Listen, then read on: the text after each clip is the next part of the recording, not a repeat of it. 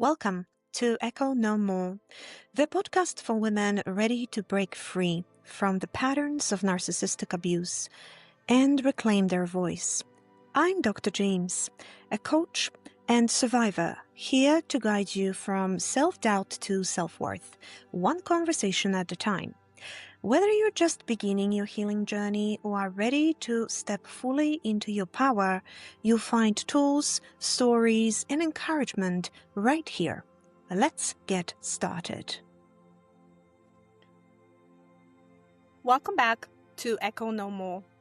I'm Dr. Carolina James, and today we're talking about one of the most powerful frameworks for understanding emotional regulation and healing.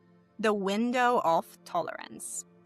If you've ever wondered why some days you can handle stress just fine and other days a small comment makes you panic or shut down, this episode will help you understand exactly why that happens and how to start expanding your capacity for peace.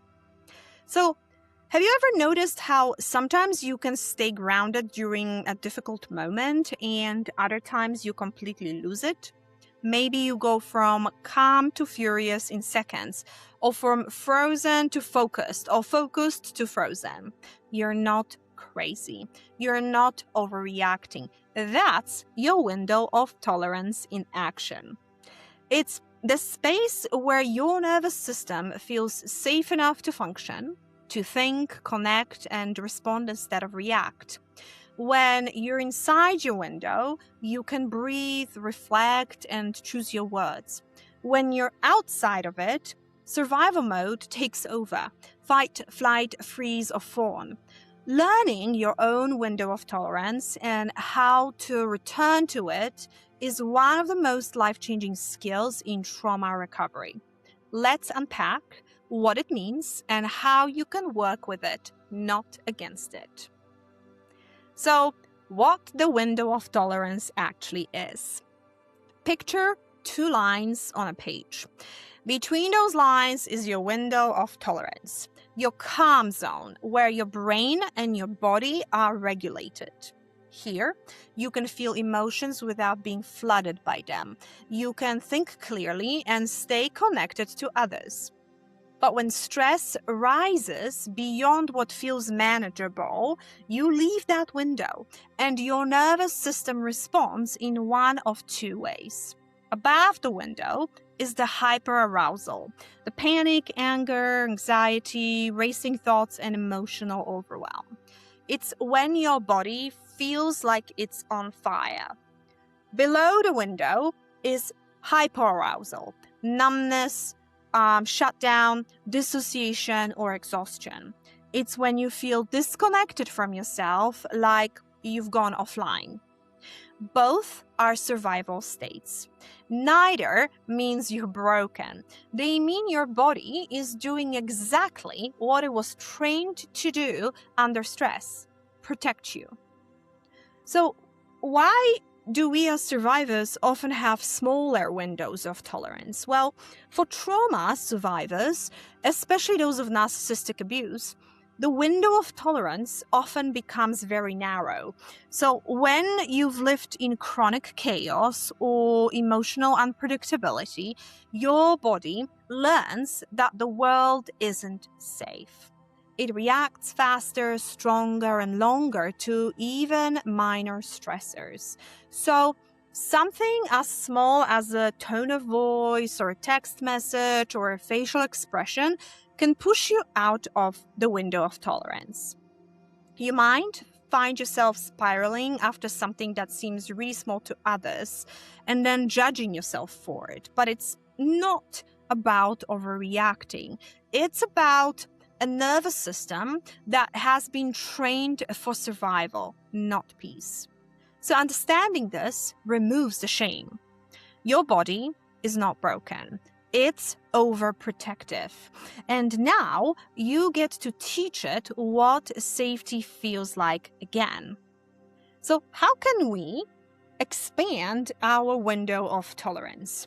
Well, the goal isn't to never leave your window. That's impossible. Life will always have stress. The goal is to notice when you've left it and come back faster with compassion. So here are 3 powerful ways to start expanding your window of tolerance. 1. Practice daily regulation. Think of grounding, breath work, or butterfly tapping as nervous system workouts. When you practice them daily, even for 5 minutes, you teach your body that calm is a familiar place. Over time, those practices increase your baseline of safety, widening your window naturally. 2. Do safe experiments.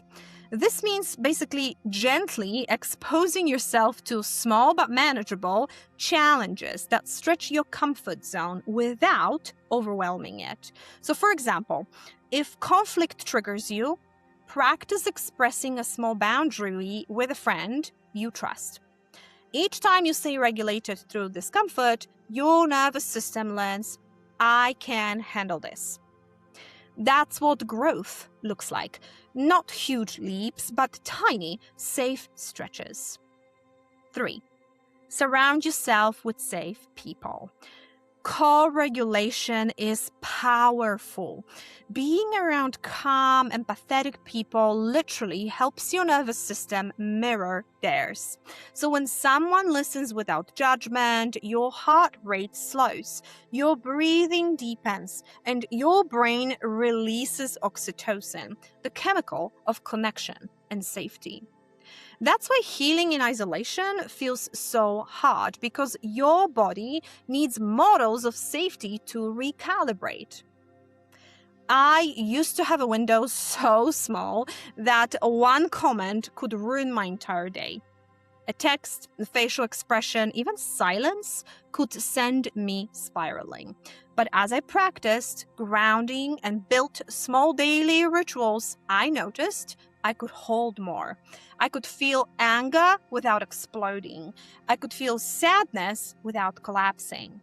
That's what expansion of your window of tolerance actually looks like. Not perfection, but resilience.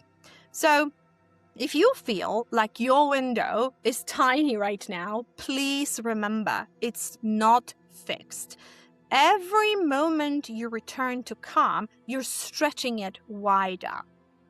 So this week, start noticing where you are in your nervous system and ask yourself throughout the day, am I inside my window?